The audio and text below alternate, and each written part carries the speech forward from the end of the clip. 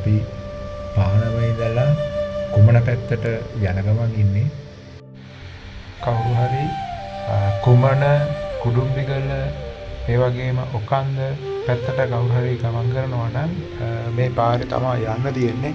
ඉතින් මේ මග යනකොට පොඩි ගංගා, අතු ගංගා, ඒ වගේම කලපු, ඒ වගේම සැලව වැව වගේ මුණ ගැහෙනවා.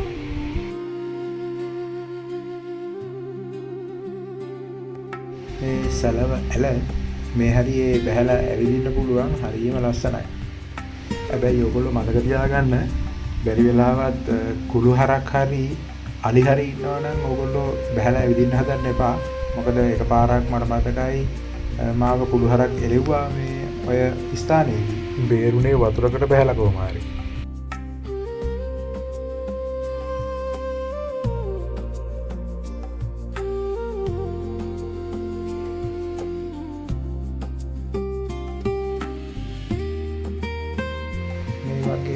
මග දෙපස ගොඩාක් ලස්සනයි.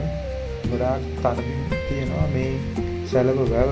වතුර හොඳටම ඉදිලා තිබුණේ.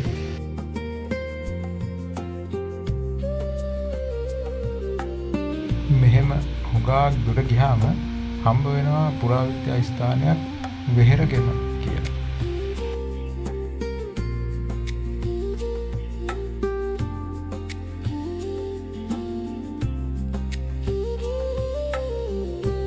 එතන දේවාලයක් තියෙනවා කතරගම දෙවියන් උදෙසා.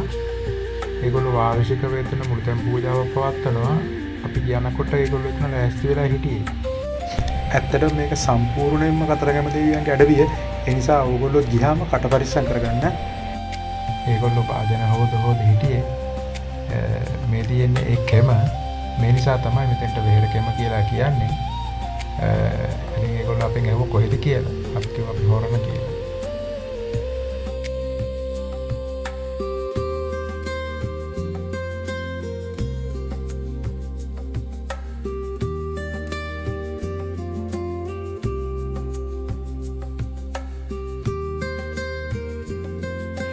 එතනින් අපි ගල් පර්වතයේ මුදුනට නගින්න පටන් ගත්තා. විශාල ගල් තලාවක් තියෙන්නේ. සැලව හරියේදී මට කියන්න බැරි වුණා අපි ඔකන්ද දේවාලයේ කුඩුම්බිගල ආරණ්‍ය සේනාසනයේ දෙකම මගහැරලා තමයි මේ ගමන ආවේ. මොකද නැත්තම් අපිට අපේ දවස කළමනාකරණයකට ගන්න වෙලාමදි වෙනවා. ඒකයි. මෙතන පැරණි ගොඩනැගිල්ලක් තිබිලා තියෙනවා. මේ කණුපාදන් ගල් වලින් අපිට ඒක හොඳට පේනවා. අවුරුදු 1000කමාරක් වැස්සට හේදුනහම ඉතුරු වෙන්නේ කළු ගල් විතරයි. ගඩොල් සෑහෙන්න ගෙවෙනවා.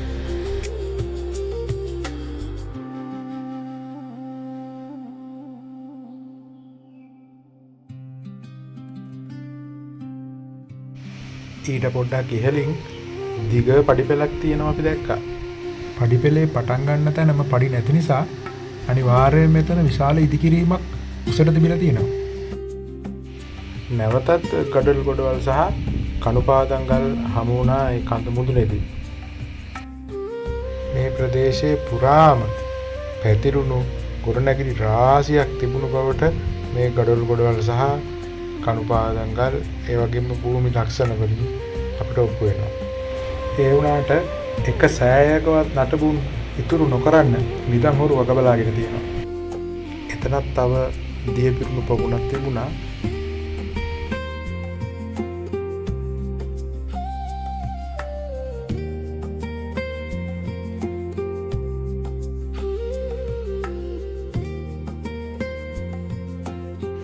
මෙතනත් යම්කිසි ඉදිකිරීමක් තිබුණු බව මේ පස් කොඩැල්ලෙන් පේනවා.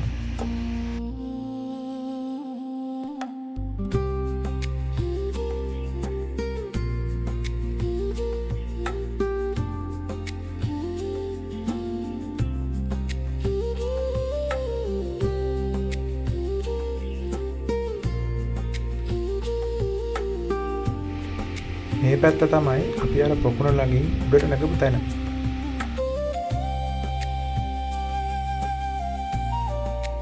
මේ හරිය ගල් පතුරු පවා කුඩු කරලා තියෙනවා මොනවයින් හරි උපකරණ වලින් ගහලා. මේ බලන්න හොඳට පැතලියට තිබිච්ච ගල් කුට්ටි වලටත් ගහලා ඒවා කඩලා මැද්දේ මොන හරි තියනවද කියලා හොයලා. පුදුම මෝඩ නිදන් හොරු. තව ටිකක් ඉස්සරහට ඇවිදගෙන යනකොට එතනත් විශාල කැමක් තිබුණා.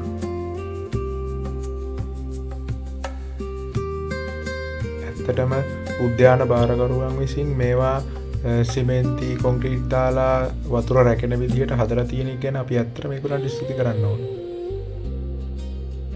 මේ කන්ද මුදුනේ තනකොළත් නැතුව ඒත් අලි ඇවිල්ලා තිබුණා මේ දින කීපයකට කලින්. මොකද මම වසුරු දැක්කා.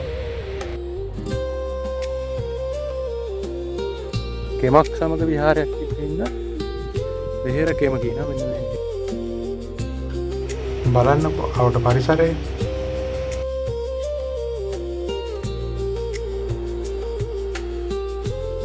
මෙතන හමුදාවෙන් බංකරයක් ඉදි කරපු සලකුණු තිබුණා. මම හිතන්නේ LTT කලබලකාරී වෙන්නේ නැති. උසට ගොඩනැගිලි හදලා ඈතට පේට තියෙද්දි කොච්චර ලස්සනට තියෙන්නේ නැද්ද? ඔයාලට පේනවද මෙතන ඈත දිග පඩිපෙලක් තියෙනවා. ඒ වගේ මේ පඩිපෙලට මෙහා පොකුණක් තමයි තිබිලා තියෙන්නේ. මේ බැම්ම කඩාගෙන ගිහිල්ලා තියෙන්නේ. දැන් ඒ බැම්ම නැහැ. ඒ පොකුණට බහින්න හදපු පඩිපෙල තමයි ඔය පේන්නේ. ඔය තැන තැන විසිරිච්ච ගල් කෑලි තියෙන තැන තමයි මේ පොකුණ තිබිලා තියෙන්නේ. ඉන්නකො බලන්න මම මේ පඩිපෙල පොඩ්ඩක් ලං කරලා පෙන්නන්න.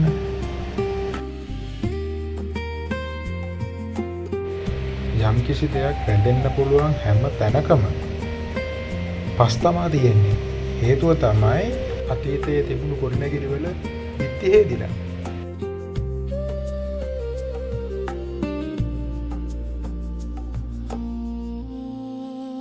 කුමක්කෝ වලක් තියෙනවා. එතන වටේ කඩලා බිඳලා දාලා තිබුණේ. දැන් අපි ඉන්නේ උසම තැනට. එතන සෑයවල් දෙකක් තිබුණා කියලා කියනවා. නමුත් දැන් තිබෙන්නේ සෑයක ලකුණු නෙමෙයි. නමුත් සෑයක් වගේ පේන්න ගල් ගොඩ කරලා තියෙනවා ඒ ස්ථානේ.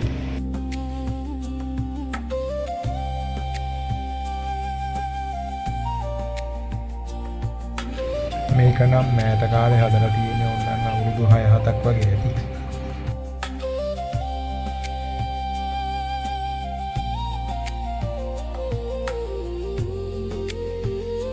මෙතන ඉඳන් බලද්දී ඉත්ත ගැව්වා වගේ එක සීරුවටම කැලේ තියෙන්නේ. අර ඈත කුඩුම්බිගල ආරණ්‍ය සේනාසනය පේනවා. මෙන්න කුඩුම්බිගල ආරණ්‍ය සේනාසනය. මේ දෙවෙනි චෛත්‍යය මේ තියෙන්නේ අර පළවෙනි චෛත්‍යය. මං කිව්වේ ඔයගොල්ලන්ට ගල් ගොඩ කරලා තියෙන්නේ කියලා. දැන් බලන්න හොඳට පේනවා. ඇත්තටම අපේ රණවිරුව මේවා ආරක්ෂා කරලා තියෙනවා. මොකද මේ ස්ථානයේ මේ බංකරයක ලකුණු තියෙනවා.